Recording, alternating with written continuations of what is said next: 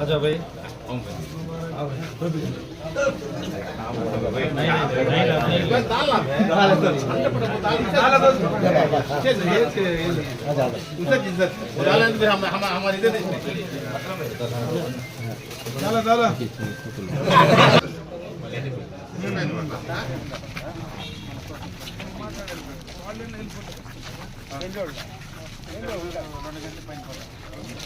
Uma.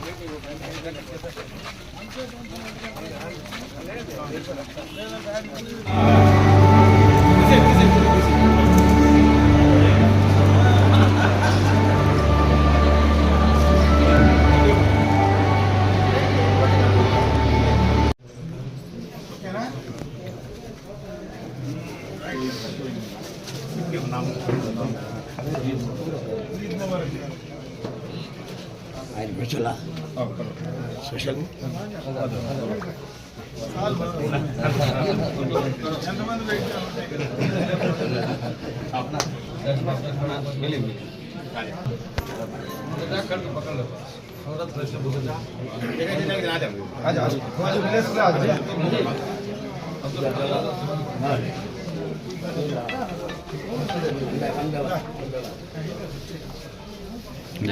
इधर train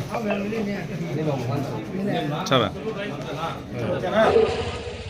اللهم إنا نسألك من خير ما سألك من نبيك محمد صلى الله عليه وسلم। से गुजारिश है जो देरी आने वाले किसी तरह में तकलीफ होगी जो रास्ता क्लियर करो थोड़ा।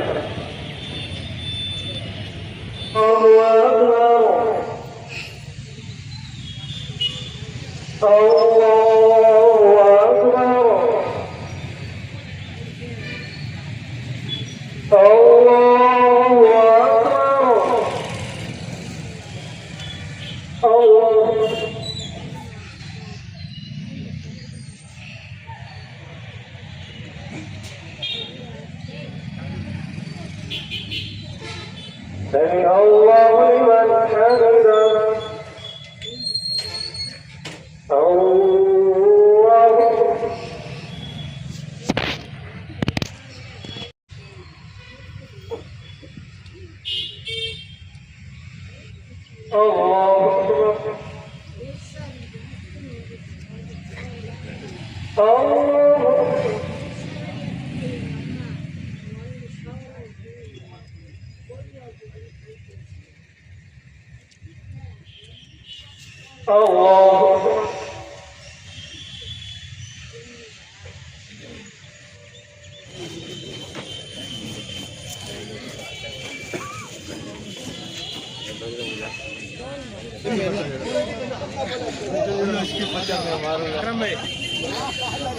కూర్చోలేడు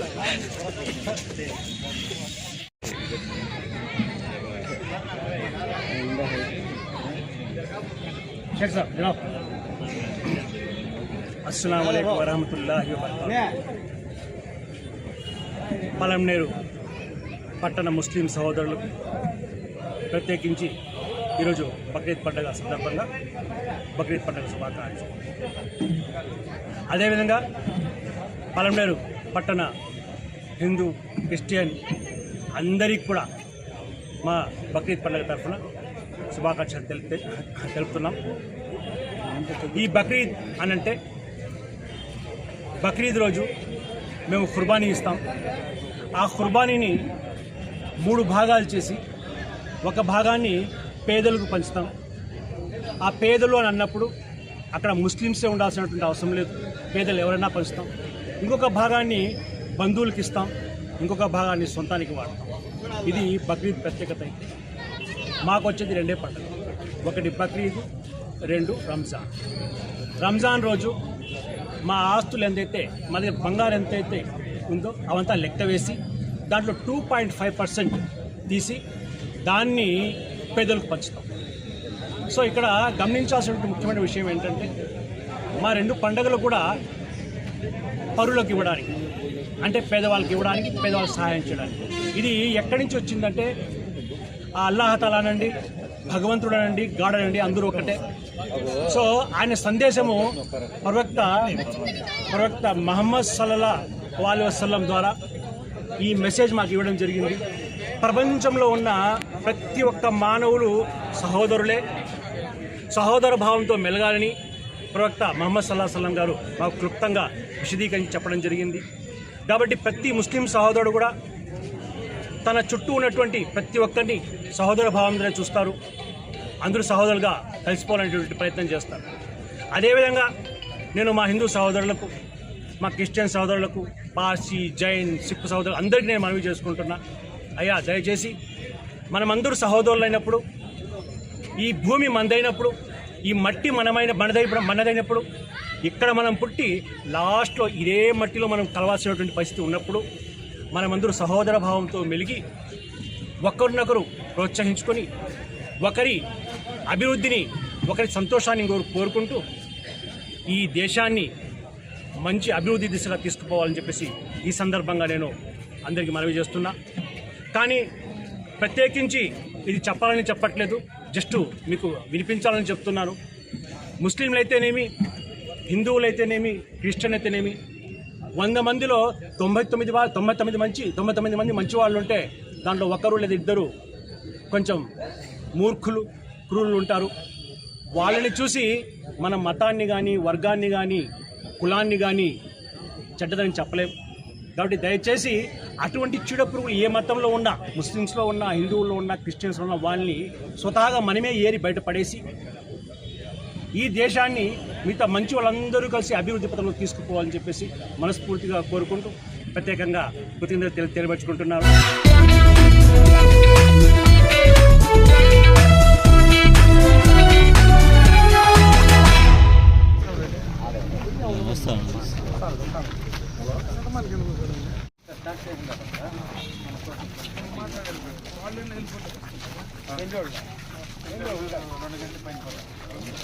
అమ్మా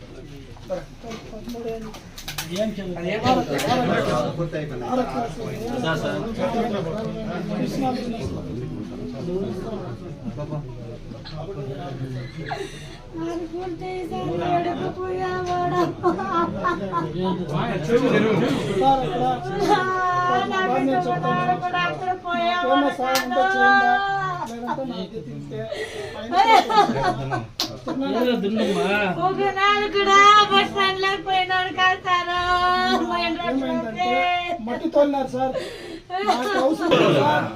మట్టి తోలినారు, ఎక్కువ లోతులు ఓడేసినారు,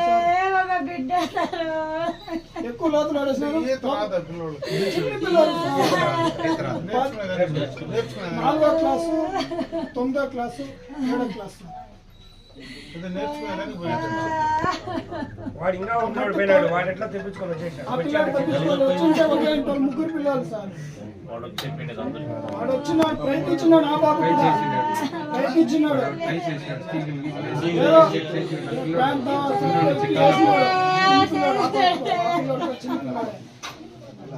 ఏం చేసినా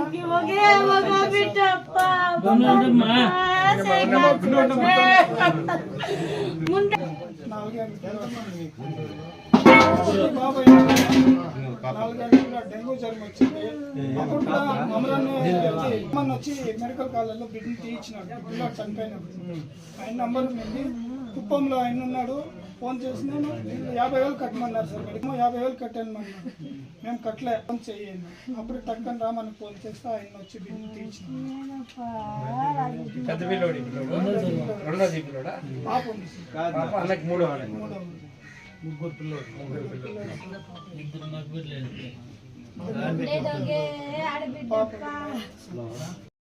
నోట్లో పెట్టుకుంటారప్పా, బతికిండే బిడ్డ హాస్పిటల్కి పంపించలేదమ్మా. ఫోటోలు తెచ్చుకోవాలా, నీ ఊపిరిండే బిడ్డ వాళ్ళు వెతుకుక్కిరే. ఫోటోలు కట్టేటాయి కానీ నా బిడ్డను బతికించే కొందరు కూడా ముందుకు రాలేదే. హాస్పిటల్కి వేసుకోపోవాలంటే ఒకడు కూడా పండెత్తలేదే. పల్స్ కూడా ఉండి కూడా ఒకడు కూడా ముందుకు రాలేదే. ప్రాణం ఉంటే బిడ్డ హాస్పిటల్కి వేసుకోపోయింటే బతికిందే.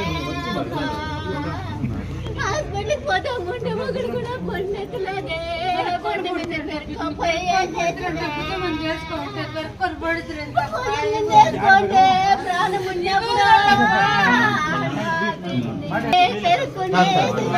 ప్రాణం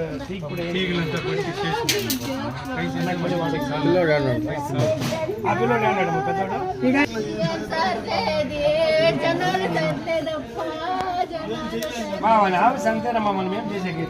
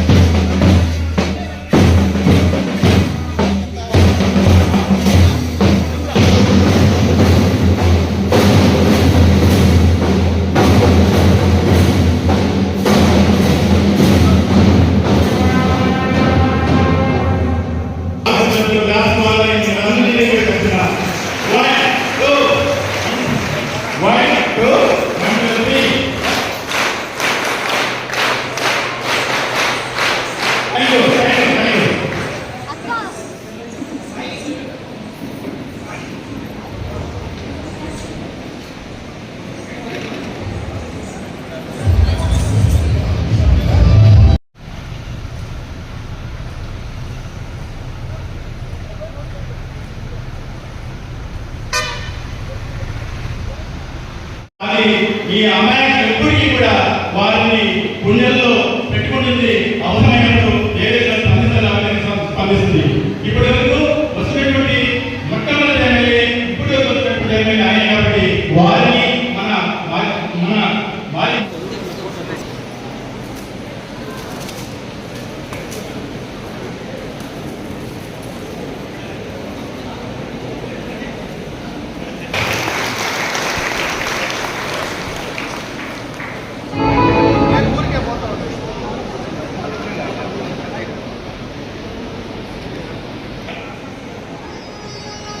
లాక్షాల్ వికోట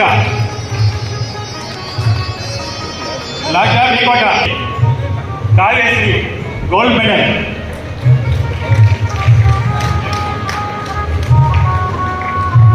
రితిక, ప్రవళిక, స్పందన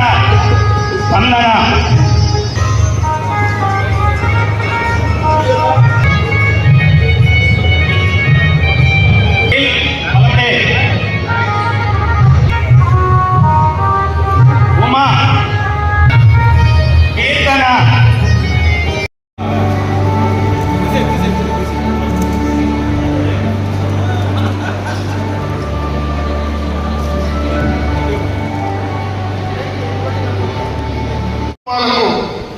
ఆసరాగా నిలవడానికి ప్రధాన కారణం ఈ సంస్థ ముఖ్య కార్యనిర్వాహక అధికారి సభాధ్యక్షులు దశరథ్ రెడ్డి గారికి,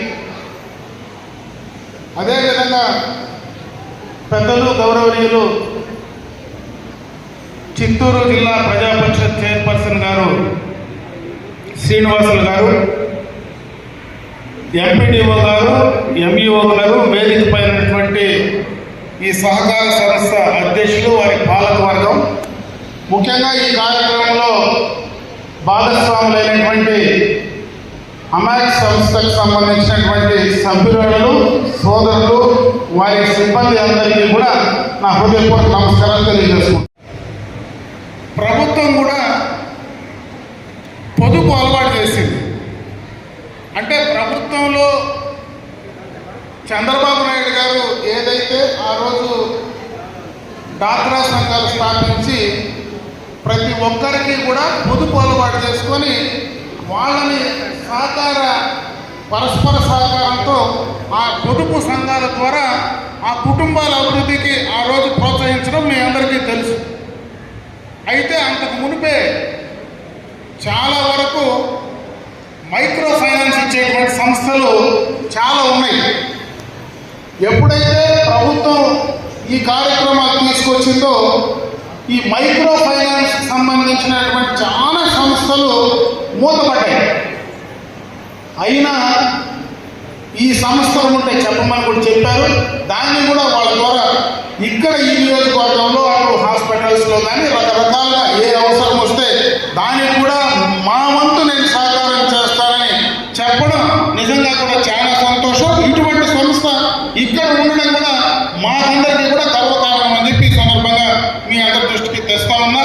ఎందుకంటే ఈరోజు ఈ యొక్క అమాక్స్లో ఉండేటువంటి సంఘ సభ్యులే వెలుగులో కూడా ఉన్నారు.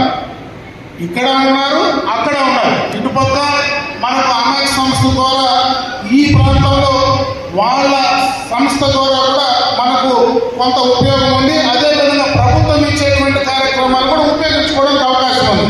అంటే ఈ ప్రాంతంలో ఏదైతే ఈ సంస్థ ఎక్కువగా కూడా ఈ వీకోట బేస్గా ఎప్పటి నుంచినో కూడా ఈ కార్యక్రమాలు నిర్వహిస్తూ ఉందో మనకు రెండు విధాలుగా కూడా ఉపయోగం. ప్రభుత్వం నుంచి వచ్చేటువంటి మనం తీసుకోవడానికి అవకాశం ఉంటుంది. అదేవిధంగా ఈ సంస్థ ద్వారా మనకు ఏవైతే ఈ ప్రాంతానికి మన కుటుంబాలకు అవసరం ఉంటే అవి రెండు కూడా ఉపయోగించుకోవడానికి మనకు అవకాశం ఉండడానికి ముఖ్యంగా కూడా ఈ అమాయక సంస్థ దశరథ రెడ్డి గారే ప్రధాన కారణం అని చెప్పి కూడా ఈ సందర్భంగా మీ అందరి దృష్టికి తెస్తూ ప్రభుత్వ పరంగా కూడా చాలా కార్యక్రమాలు ఈరోజు చేస్తూ ఉన్నారు. వాటన్నింటినీ కూడా, ఎందుకంటే ఇది రాజకీయ వేదిక కాదు కాబట్టి నేను అవన్నీ కూడా చెప్పే ప్రయత్నం చేయడం లేదు. ఈరోజు ప్రభుత్వాలు ఏదైనా అప్పుడే దశరథ రెడ్డి గారు ఒక మాట చెప్పారు. ఈరోజు ఎవరు అధికారంలో ఉన్నా ఏ ప్రభుత్వాలైనా మహిళలకు ఈ సంఘాలకు మనం చేయించేది ప్రభుత్వం చేసేటువంటి కార్యక్రమాలు చేస్తూ ఉన్నాం.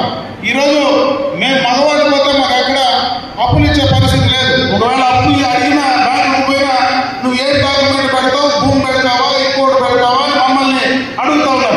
అదే ఇక్కడ ఉండేటువంటి మహిళా సోదరులలో పోయి బ్యాంకు పోతే మీరు రాండి మేము అప్పులు ఇస్తామని చెప్పి పిలిచి మీకు అప్పులు ఇస్తా ఉన్నారు. ఒక అమాయక సంస్థ ఇస్తా ఉంది, ప్రభుత్వ పరంగా ఇస్తా ఉన్నారు. అది ఏదో ప్రభుత్వంలో మేము అధికారంలో ఉన్నాం మేము ఇస్తున్నామని చెప్పుకునేది కాదు. కానీ మీరు ఆ అప్పు మీ దగ్గరికి వచ్చి ఆ బ్యాంకులు సంస్థలు మీ వద్దకు వచ్చి మీకు అప్పులు ఇచ్చే ప్రయత్నం చేస్తున్నాయంటే ఆ అప్పును తిరిగి 99% కడుతున్నారు. కాబట్టి ఈరోజు మీకు అప్పులు నేరుగా మీ ఇళ్ల కాడికి వచ్చేటువంటి పరిస్థితి ఉందని చెప్పి సందర్భంగా కూడా నేను తెలియజేసుకుంటున్నా. అందుకే నేను మిమ్మల్ని కోరుకునేది అటు ప్రభుత్వ పరంగా కానీ సంస్థ పరంగా కానీ తీసుకున్నటువంటి అప్పు సక్రమంగా సద్వినియోగం చేసుకొని తిరిగి ఖచ్చితంగా మనం చెల్లిస్తూ వెళ్తే ఇంకా మనకు ఎక్కువ మనకు దాని ద్వారా సంస్థ ద్వారా ప్రభుత్వం ద్వారా మనకు డబ్బులు తీసుకోవడానికి కానీ దాని ద్వారా మనం ఉపాధి అవకాశాలు పెంచుకొని ఇంకా మన కుటుంబాలు ముందుకు వెళ్ళడానికి అవకాశాలు ఉంటాయనే దాన్ని మీ అందరి దృష్టికి తీసుకొస్తూ ఆ ఘనత పూర్తిగా మహిళా సోదరి మండలి అని చెప్పి మరొకసారి తెలియజేసుకుంటూ ఈ అవకాశాన్ని సద్వినియోగం చేసుకోండి. ముఖ్యంగా ఈ యాక్ట్ సంస్థ ఏదైతే ఉందో ఇంకా 10 కాలాల పాటు ఈ ప్రాంతంలో వాళ్ళ సేవలు మన ప్రాంతానికి ఉండాలని వారి ద్వారా ఇంకొన్ని మన ప్రజలకు ఉపయోగపడేటువంటి సేవా కార్యక్రమాలు చేసుకోవాలని చెప్పి తెలియజేసుకుంటూ ఈ ప్రాంత ప్రజాప్రతినిధిగా ఎప్పుడు ఏ అవసరం వచ్చినా తప్పనిసరిగా నా వంతు సహాయ సహకారాలు మీ సంస్థకు ఉంటాయని చెప్పి మరొకసారి తెలియజేస్తాను.